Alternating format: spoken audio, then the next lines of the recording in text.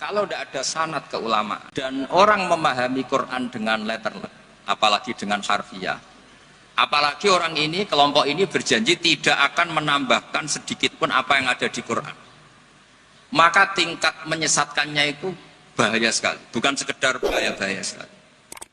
Saya beri contoh, misalnya contoh yang gampang-gampang saja, yang jusnya belum terlalu jauh. Wa antasma'u bainal ukhtaini illa ma qad salaf. Di antaranya kita tidak boleh nikah perempuan, misalnya Anda menikahi Mbak Sri gitu, sekaligus nikahi adiknya. Wa antasma'u bainal ukhtain.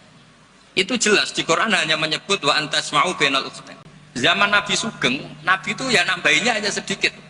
Wala bainal mar'ati wa ammatiha wala bainal mar'ati wa kholatiha. Juga enggak boleh kamu nikahi Sri sekaligus nikahi buliknya atau budenya, baik dari bapak maupun bulik dari ibu.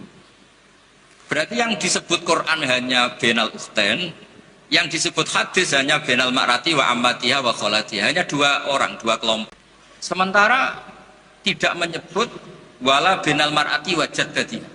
Kemudian orang-orang fikih yang muktabar semuanya sepakat tidak boleh nikahi perempuan dan orang yang ada hubungan mahram. Sehingga ada kaidah dua perempuan yang andai kan salah satu itu lelaki kok tidak boleh nikah, maka tidak boleh dinikahi satu lelaki fi nikahin wahid.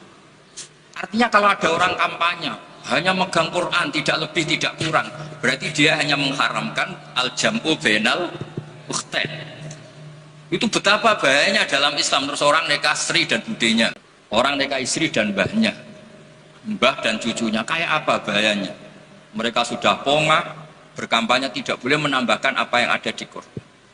Tapi barokahnya ngaji sama mas saya, termasuk tadi Pak Hamid ngaji Jamul Jawame, di situ ada kaidah ilmu namanya balaghah. Wa antasma'u bainal ukhtain tu mimba bi itlaqil ba'di wa iradatil qul. Jadi atau itlaqul juz wa iradatil qul. Yang disebut hanya sebagian, tapi yang dimaksud semua perempuan yang ada hubungan mahram itu tidak boleh dinikahi fi waqtin wahid. Nah, hal seperti itu kan kayak keren. Orang kampanye kembali ke Quran, tidak mengurangi dan tidak menambahi. Tapi terus kayak apa bahayanya ketika orang hanya berpegangan wa antasma'u bainal ukhtain. Maka ciri utama ahli sunnah itu maknani Quran dan hadis itu berdasar sanad. Ya seperti yang saya terangkan tadi. Kalau saya misalnya saya ngaji Mbah Mun ngaji Mbah Karim ngaji Syekhona Khalid. Mbah Hamid ngaji Mbah Dimyati, Termas, Mbah Dimyati ngaji Mbah Mahfud ngaji Sayyid Abi Bakar Sato, Sohibul Li'anah, beliau ngaji Sayyid Zaini Dahlan. Atau di sini keluarga besar Mbah Siddiq, kalau pakai buyut-buyut misalnya Mbah Siddiq ngaji Syekhona Khalil, ketemu di Sayyid Zaini Dahlan, terus sampai Syekh Utsman Ad-Dimyati sampai Rasulullah Shallallahu Alaihi Wasallam. Nah, pemanaan ini penting. Lafadz itu nggak boleh mengikat. Makanya kata Ibnu Hajar Al-Asqalani, jika Anda terikat oleh lafadz, orang basuh wajah tidak sempurna itu nggak apa-apa, tangan yang nggak sempurna nggak apa-apa, karena yang ada itu wailun lil aqabi minan nar. Basuh polok yang tidak sempurna diancam Nabi itu neraka, tapi Nabi tidak ngendikan wailun lil yad minan nar, wailun lil wajhi minan nar. Nah, ini kalau di usul fikih disebut mimba biwaqi'ati ainin, karena yang wudu itu salahnya dibasuh tungkat tumit ya.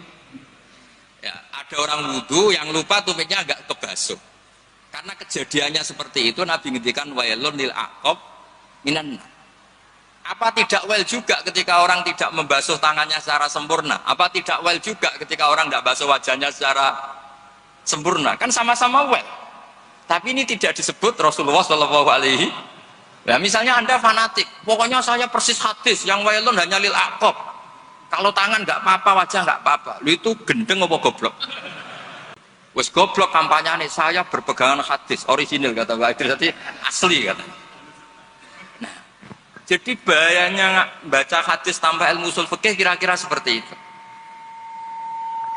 Ada misalnya tak beri sekian contoh, nah sama Rafaham kebangetan. Tadi sudah dua ya. Normalnya dua itu sudah pinter. Ini terakhir contohnya ketiga. Layak dil qadi wa huwa khutban. Orang itu tidak boleh bikin keputusan penting, apalagi seorang qadi. Nak kepengen nyebut Yusuf apalagi wali kota. Ini kemarin sebelum jadi wali kota perjanjian, Gus jenengan wali beneran, saya ingin wali kota saja. Ini keluarga kiai tapi cita-citanya sederhana. Jadi iya. Itu bisa, itu kalau dalam madhab tasawuf itu, kalau saya Mbak Idris Gus sama ingin jadi wali betul, tapi beliau sederhana sekali ingin jadi wali apa? Kota. Itu kalau niatnya tawadhu karena nggak ingin nyanyi Mbah Hamid, insya Allah barokah. Tapi kalau niatnya nggak ingin tirakat, nah itu yang masalah karena